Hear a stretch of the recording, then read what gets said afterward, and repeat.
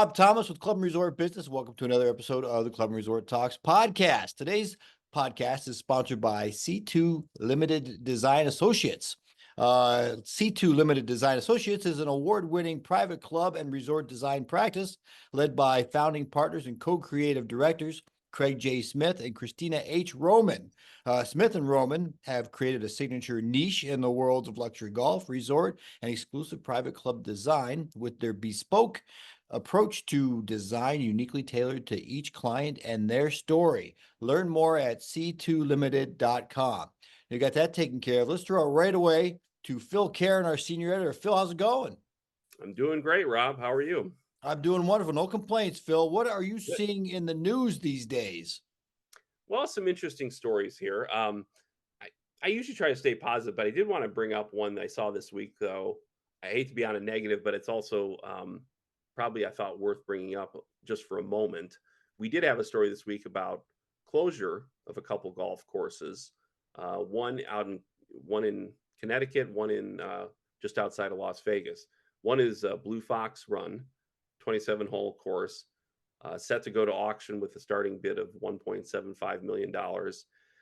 In the story we had on clubresortbusiness.com talked about, the situation wasn't unique to just Avon, Connecticut. Apparently, Connecticut as a whole, the whole state has seen a growing number of golf courses hitting the market. So kind of reflecting maybe the vulnerability of the industry, unfortunately. The second course is Prim Valley Golf Course. Again, as I mentioned, just outside of Las Vegas. That one as well. They were opened in 1998, designed by great golf architect, a big name, Tom Fazio. Was once a popular destination for golfers. But that closure and sale, that story also mentions closure and sale of that course reflected kind of a broader economic situation out there. Decline of some other nearby attractions has occurred as well. So in that case, that one seems like it might be a case of the golf course is just part of a decline of an area, if you will. Other places not being visited as much, and the golf course is unfortunately a part of that as well. So it was interesting to know. We've talked about golf's popularity rising, but sometimes you wonder if certain markets get oversaturated, and you maybe have multiple golf courses close to one another, and maybe one can't compete, or maybe it is due to these economic situations that larger economic problems, and golf course happens to be part of that situation there. So it's tough to see, but I do wonder a little bit about. I would be curious to know on each of these whether there is another golf course nearby, and maybe these two are losing out to their competitor, or if it is just a bigger picture issue. Well, I'll tell you what, demand for land is at an all-time high, obviously. The value for per square yard is going through the roof. That and out in Las Vegas, the cost of operating a golf course in the desert has got to be astronomical. So I can understand that. Unfortunately, that's just a sign of the times. Everything's not all rosy, right? There are some negatives, but it's still, on the whole, net positive the last 4 or 5 years. Oh, yeah, absolutely, for sure. As I was kind of starting off, I know we've talked about a lot of positive trends, and it certainly has been overall net, I would say, very positive, really. But I think it's a good reminder that sometimes courses might be in, well, it's just a situation where they are geographically, and like you were saying, out in Las Vegas desert, the cost of operating a course there is going to be higher than in a lot of other places in the country. So, yeah, tough to see, but the good news is I have some positive stories to note here the rest of the way. Jeffersonville Golf Club in a Philadelphia suburb of West Norriton Township. They've invested more than $11 million in their new facilities, which includes an 18,000 square foot clubhouse, also which has pro shop, banquet hall, bar, golf simulators, which we're seeing more of those, and a restaurant named the Burgess Restaurant and Bar. The club's previous pro shop had operated out of an old barn on this public golf course. But now the club previously kind of lacked amenities to complement the course, to draw people there for other things besides playing golf. But now, of course, with this $11 million project, should be something that draws more folks there, and great to see that they have dining there, the golf simulator, which again I think that's a great idea for any this. This is in the north. We always go in our sort of golf hibernation in the winter time. You have the simulators now. People can kind of continue to work on their swing, practice, even playing on great golf courses around the country and the world with that. So should be a great facility for them in that Philadelphia suburb. Yeah, it looks and sounds great. I believe it's a nod to its past life as a horse farm. So there's a lot of old paraphernalia there, and the name and everything kind of harkens back to a past time. So looks and sounds fantastic. Yeah, should be excellent. Should be excellent.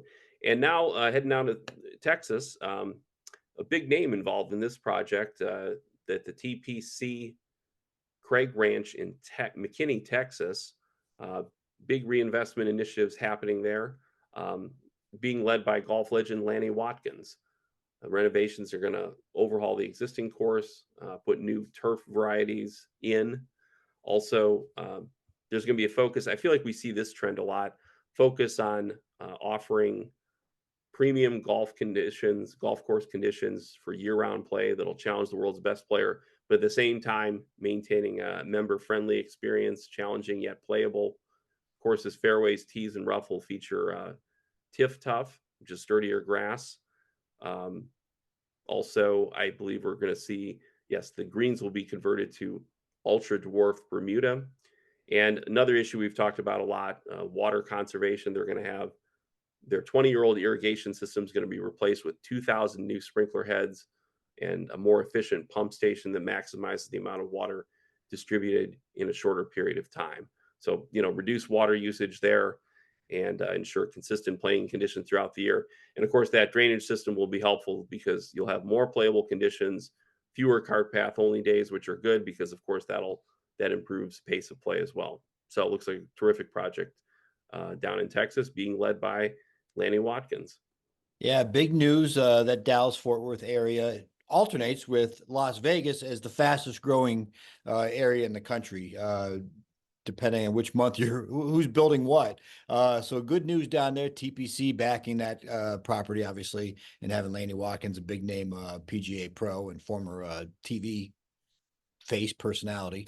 Terrific down there. And you managed to stay away from Florida this whole time. I did. How about that? That wasn't even planned. Just a happy accident, right? Yeah, how about that? We love Florida. Let's not say anything Yeah. about it. There's just so much news come out of Florida. We sometimes inundate everybody with Florida, Florida, Florida. But we love Florida. Don't take that out of context, please. That's right. Yeah, there you go. So, Phil, what about your guest today? We're going to keep this short and sweet because we want to get to your guest. Talk a little bit about that. Yes, indeed, because we had a couple of guests on with recently with the podcast. Well, we've talked a lot about family-friendly clubs. In fact, I wrote that was the topic of my column for the July issue of Club and Resort Business. And in that issue, we featured Hyperion Field Club in Johnston, Iowa, talked about what they were doing there to be focused on being family friendly, offer something for everyone, for every member of the family within the club setting. And actually, in response to my column, I had heard from the folks with actually Whitmoor Country Club as well as Concert Golf Partners, which acquired Whitmoor in late 2022. So I had the pleasure to speak with Andy Hughett. He's the GM there at the club, the Whitmoor Country Club, and that's in Weldon Spring, Missouri, close to St. Louis. And also from Concert Golf Partners, it was Chrisitan Dunn, and they talked about. Andy, of course, talked about what the club's doing. Clubs had that family-friendly approach for a long time, but he's talking about the ways in which they're improving and enhancing that approach, and they're, of course, getting help from Concert Golf Partners with that too. Chrisitan Dunn with Concert Golf Partners talked about the role they play in helping Whitmoor meet that goal of being family friendly. Beautiful. Well, enough of you and I. Let's get to it. Welcome back to Club and Resort Talks. I'm Phil Keren, a senior editor of Club and Resort Business. Well, for the July issue of Club and Resort Business, I wrote a column talking about efforts to make country clubs, more family friendly. In fact, our club feature that month focused on what Hyperion Field Club in Johnston, Iowa, had done to become more family friendly. Well, today we're going to talk about what's happening with Whitmoor Country Club in Weldon Spring, Missouri, and what they're doing to promote a family-friendly atmosphere. So joining me to talk about this topic are Andy Hughett, he's General Manager of Whitmoor Country Club, and Chrisitan Dunn, Director of Corporate Development for Concert Golf Partners, which currently owns Whitmoor Country Club. Andy Hughett is General Manager at Whitmoor Country Club. In the past, he has served also as general manager at Country Club of Beloit in Beloit, Wisconsin, as well as GM at the Edison Club in Rexford, New York. He's served from 2013 to 2022. He served as general manager for Whitaker Golf Incorporated, which consisted of Whitmoor, as well as the Missouri Bluffs Golf Club, the Links at Dardenne Golf Club, and the Golf Club of Wentzville. Chrisitan Dunn, he is director, as I mentioned, he's director of corporate development for Concert Golf Partners, and he is a key member of the development acquisitions team, which is charged with acquiring select premier private clubs that are in line with Concert Golf's mission. He started his career in high-end hospitality, running fine dining restaurants and catering services for more than 10 years. He's a lifelong Michigan resident. He and his wife, Brittany, have 2 children. Christian attended Western Michigan University in Kalamazoo. Today, he coaches club soccer and is a proud servant to his local community. Andy and Christian, welcome to Club and Resort Talks. Morning. Thanks, Phil. Thanks for having us. Oh, you're welcome. Thank you for joining me today on this program. And Andy, why don't we start off a little bit by talking about what you offer at Whitmoor Country Club and the amenities that are offered to your members there? Certainly. Whitmoor is a residential community as well as a private country club. We have 36 holes of golf, somewhere north of 1,000 overall members. We offer all of the dining experiences from fine dining to casual dining, as well as, a halfway house that actually has almost table service, which is a little bit unusual. We have tennis. We have a freestanding fitness center that is 4,000 square feet, has all of the amenities, including strength and cardio and personal training, that sort of thing. And yeah, I guess that's about it. 36 holes. We run. We're completely private. We were previously owned by one of the largest commercial or residential developers in the Midwest.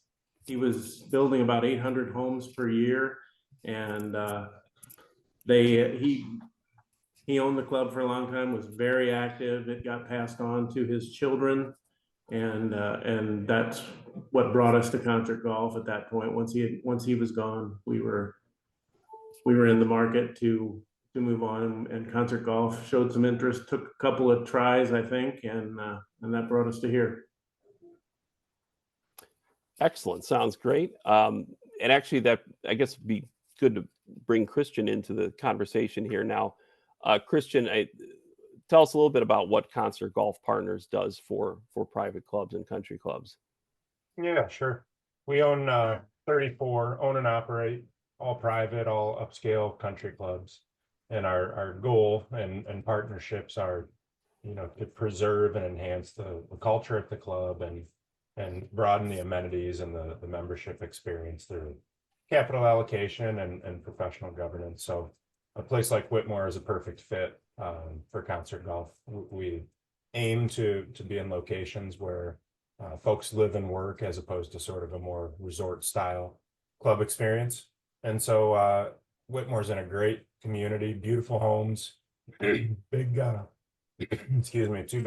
great golf courses, and all the different ways to create member engagement through, as Andy mentioned, pickleball, tennis, swimming, golf. We really like to program, and I'm really lucky to have Andy there running the show and taking care of the membership and the day-to-day operations. Right. And on that point, and I know Andy was talking about it there a little bit. So in late 2022, Concert Golf Partners did acquire Whitmoor Country Club from the Whitaker family. Christian and Andy, if you both of you or either of you want to talk about this, talk about why the acquisition happened and how it came about. Well, I'll start out. Yeah, go ahead. Sure, go I'll ahead. start out with a fateful Saturday morning when the horticulturist came in and told me that the large swimming pool, we have 2 swimming pool complexes, and the large swimming pool had buckled, the deck had buckled.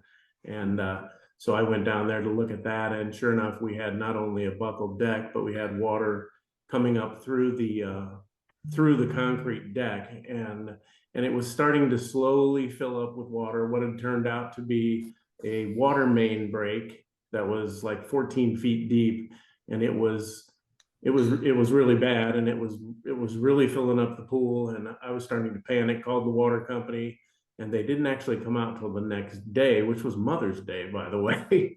so that we're shutting off the water a half an hour before feeding 500 people, and that's key because in the time before Concert Golf, we were existing to service our debt, for lack of a better way to put it. So having to tackle the challenge of a new swimming pool was pretty daunting at that point. And that's where I believe the conversation with Concert Golf started. And Christian from there. Yeah, Sure. Whitmore's not unusual where there's just an incredible expense to operating all of the amenities. They're really expansive properties. Golf courses alone range from over 100 to sometimes over 200 acres. So just the maintenance of the property, and then the infrastructure of the building, and so it's not uncommon that money is borrowed, or how do you fund the projects, right? And so a place like Whitmore, you've got the normal day-to-day operations. You have these kind of one-offs where the pool almost pops out of the ground. You have roofs, HVAC systems, parking lots. You've got all these different areas that just require continuous investment, and it's a lot. And so, one of the really nice things about what Concert Golf offers is that not only do we have the checkbook to fund some of those projects and to keep the amenities fresh and make sure that the membership experience continues, but we have the objective governance and experience of continuously looking at all of our clubs, working through these problems and coming up with solutions. So while we're not perfect, and nobody is, we've just had the luxury of making all the mistakes at some point and learning from them and continuing to improve. So, for Whitmore, being able to clean up the balance sheet, address the pool. I know at my home club, my kids, I have 2 little ones. If the pool's not functional, that's a big deal. That's not a great summer. And so for Andy, that's an incredible stressor. It's not excellent for the membership. And so that was an easy and obvious way that we could jump in, do something immediately for the members to enjoy. And a lot of our partnerships kind of start that way. There's some sort of event or something that, the membership or the ownership or the general manager like Andy look around and say, can we do better, and what would that look like? And so luckily there's a solution. We feel it's a great answer to a lot of those questions. Right. And so on that point, you as in Concert Golf Partners was actually able to step in and help fund the new pool as part of the acquisition deal. Am I understanding that right? You can correct me if I'm wrong, but that's what I was following, right? It was an obvious and immediate need, that's for sure. Right. And so, yeah, Sure. that was a no-brainer. We want the membership to be there enjoying the club and their summer poolside, not wondering if they're going to have a place to swim that summer. So, yep. Absolutely. No doubt about it. Pool, big selling point for all members, especially those with families. And on that point, I guess I wanted to transition into that a little bit because I kind of started this off with the theme of family-friendly activities being offered at country clubs, and seemingly, at least anecdotally, it seems like more and more country clubs trying to do that, and trying to focus on that and be intentional about it. So, Andy, tell us about some of the family-oriented activities that have been added at Whitmore since Concert Golf Partners became the owner. If you don't mind, I'm gonna kind of get our family-friendly story started before Concert Golf. Sure, absolutely. because I've already mentioned that we were servicing the debt and trying to continue to exist and until better days ahead. So we became very creative in my mind with membership and offerings. And so what we did is we started, and when I was in New York, I read a lot about a club, and I don't even know where it was, but that was taken over by some tech billionaires or whatever, and they were playing golf in cutoff shorts and t-shirts, playing their music loud. And in 2010, that was a little bit unusual and kind of unheard of. And so when I came back to Whitmoor, we started to do simple little things because we couldn't afford to do big things. So we started, having pool parties focused on families. We're a residential community, so it should have been easy for us. But even things like putting in an ATM gives our members a reason not to leave the community. And while we're there getting some money, we'll just go ahead and have dinner. But we embraced jeans before anybody else. We have like 350 private carts that have access, and we've authorized use on the golf course. And the music loud and the cell phones and all of that stuff, we just kind of embraced it because it wasn't a big commitment in terms of dollars. And the people we were signing up and the community were, they were catching on to that. So we sort of Live Tour before Live Tour started, and luckily it actually started because it worked out. And we had a kids program where we were doing basically babysitting, and and since Concert Golf, they're big on this whole youth program and hiring a youth director that's dedicated just towards that. And that person came in, and we ran, it happened fairly quick in the first year in the youth program. The big feedback we got, it was about halfway full, and the big feedback we got was, wow, this is great. Next year you're going to have a lot of them. And sure enough, next year rolls around to, we just finished 8 weeks of sold out youth program. So now we're going to add our youth summer camp.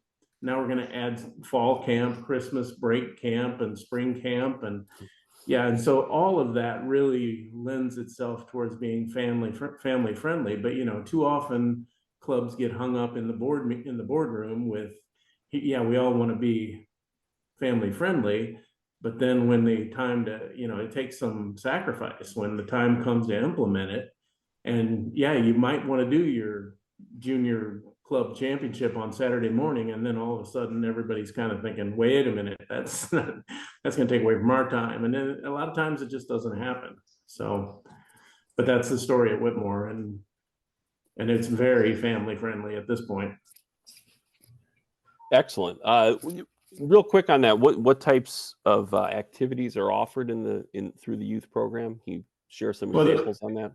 Well, a couple of them that I almost chuckled at, that I thought were really good ideas were, so they kind of have a themed week. So we had career week one week, and so we set up these little cardboard stands down by the turn, and we got the kids separated. So there's 30 kids in the camp. We had teams of 10, and they designed their own lemonade stand. They had their own sales pitch and all that. So as the golfers came around, the junior kids are down there trying to sell lemonade, and we made a little contest out of it. And I know it's simple, but it was a big hit. The members couldn't wait to come over and participate and that sort of thing. And then last week we did it was sports week. We did a 3K run that they called a color run. And at the end, all the camp counselors just threw this powdered color at them, and they all wore white that day, and they got drenched in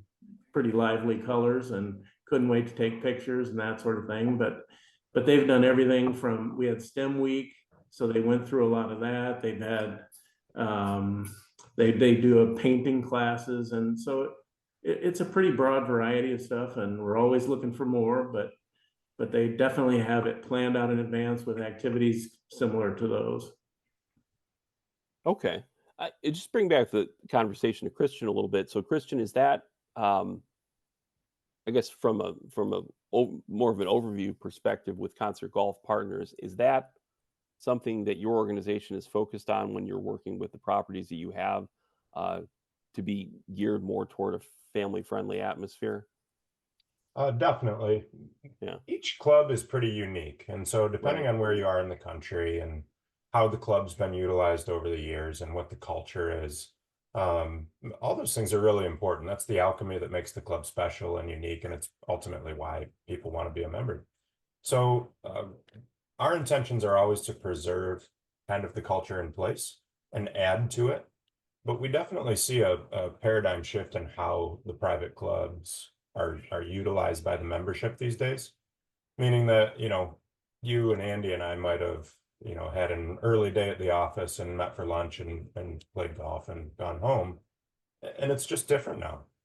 Memberships we see are shifting towards more family oriented um, utilization. So whether it's at the pool or the junior golf program or, some of the really creative and fun events that Andy's describing, we just feel that the right way to roll out, the options to use the club and kind of the programming should be aligned with how the modern family and the next generation of our members will get the most, have the most fun at the club.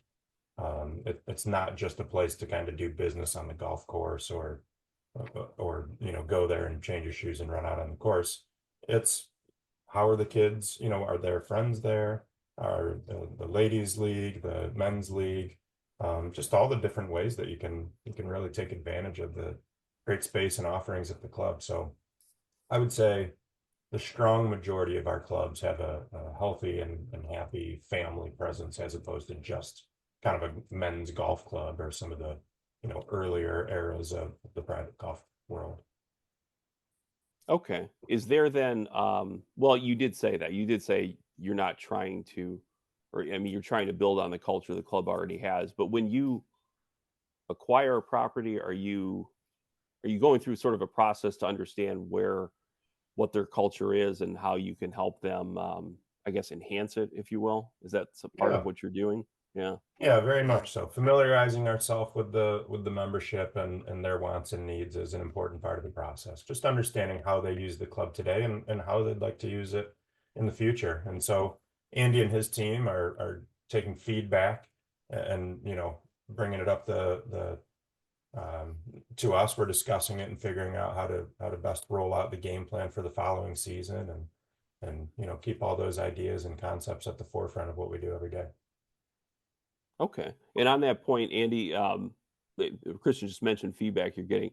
Can you talk about the feedback you've received from members about the family friendly approach? Well, yeah, the general feedback has been, wow, this is great. They see the kid stuff, and they really like that. And we just completed a survey, and in typical member fashion, they have a ton of feedback with all the things they'd love for us to add to it. But but we also get, one of the things I didn't mention was we have such a strong ladies program. And that at one point, I mentioned to Christian recently that at one point we were at 51%. 51% of our tee times were ladies play, and it kind of teeters back and forth every year, but it's 49, 51 pretty much every year. And so that gets everybody involved. And another trend we've noticed is that more so than ever, at least in the 30 some years that I've been doing this, families are playing together, and they typically do that in a later afternoon tee time. So the husband and wife, maybe the kids, taking those tee times, which is kind of great actually, because everybody's always had that such a pull on them, the early tee times, that filling in some of those later ones helps us service more people and potentially have more members. Absolutely. And what comes to mind too is that obviously, and I know it's something Rob Thomas and I have talked about in our podcast a lot, is I think it's clearly a benefit from the family friendly approach is that all the children and young people you're talking about who are being served by the activities and programs you're offering, they're the members of the future here as far as the club goes and everything. So obviously getting them interested in what's happening there and offering a place where they feel like they're a part of something, I would think will contribute to increasing likelihood that they'll become members, or I guess maintain their membership as adults, right?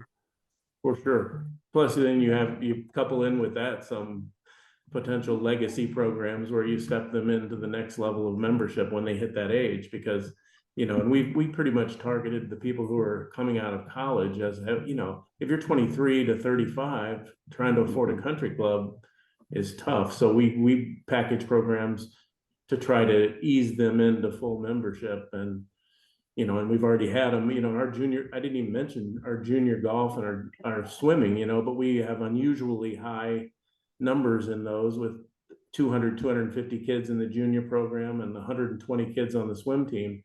So it's the perfect time for us to capture them and get them locked into the club life. And on that point, Andy, with the high participation in golf and swimming, what factors do you think have contributed to that, to such a high participation rate? Well, the junior golf, well, we're good at it. I hate to even, there you go. I hate to say that, but our swim, we just found the right swim coach, and we found the right combination for junior lessons for the teaching pros. They're just phenomenal. And we've got in golf, we've got a perfect combination. We've got a guy who's almost a character, but a really good player, but he relates to the young kids, almost like on their level. And then, and add to that, we've got Ray Farnell, who caddied on the tour for a long time. And so if you've got a kid who's showing promise and might be looking at a college scholarship, Ray can really fine tune your game and lock you in for that. And we are seeing that regularly with the kids coming up and getting scholarships and moving on with their golf life. Okay, excellent. Well, it sounds great. Sounds like you have great staff, great personnel that are working with the young people there at the club. Andy, any new plans on the horizon in terms of family-friendly offerings that you can share right now? Well, most of it is, fortunately, with concert, we have, we pretty much spent our first year catching up, because as I mentioned, and so now we're looking at things that are redesigning part of the clubhouse to fit our food and beverage scheme more toward families and toward some of the activities where we're put, so a casual dining room that also has simulators attached to it and that sort of thing. But and we're like everyone, we're converting tennis courts to pickleball. And so yeah, just a lot of that kind of thing, sort of one step at a time. And it's been a bit of a whirlwind, so I'm kind of excited to see what's coming next. Excellent. Christian, from your standpoint at Concert Golf Partners, any other plans on the horizon that you'd like to share with us here today? Well, yeah, a lot of the time that I spend is looking at, a Whitmoor Country Club of the future, and where there's opportunity. So as we continue to grow and add great clubs to our collection, we're really focused on making sure that it's the right fit. Some of the programming we're talking about and some of the team members like Andy and his staff, that's a big part of how we grow, and it's important that it's aligned with our kind of core values. And so, yeah, the future is to continue to selectively partner with clubs that we think are wonderful, that offer all the types of amenities we're discussing, and continue our path forward. Okay, very good. Well, gentlemen, I appreciate your time today here on Club and Resort Talks, talking about what Whitmoor is doing to offer family-friendly approach. And it seems like something we're going to see more and more in the country club world, and appreciate hearing too about what Concert Golf Partners is doing to help with that. I should mention, actually, if people want to know more about the country club, it's whitmoorcc.com. If you want to learn more about Concert Golf Partners and what they do with private clubs and the private club industry, it's concertgolfpartners.com. Andy and Christian, thank you for your time today. Thank you. Thanks so much for having us, Phil. Oh, you're welcome. And I do want to remind our viewers and listeners, if you want to read more about what's happening in the country club and resort industry, you can always visit us at clubandresortbusiness.com.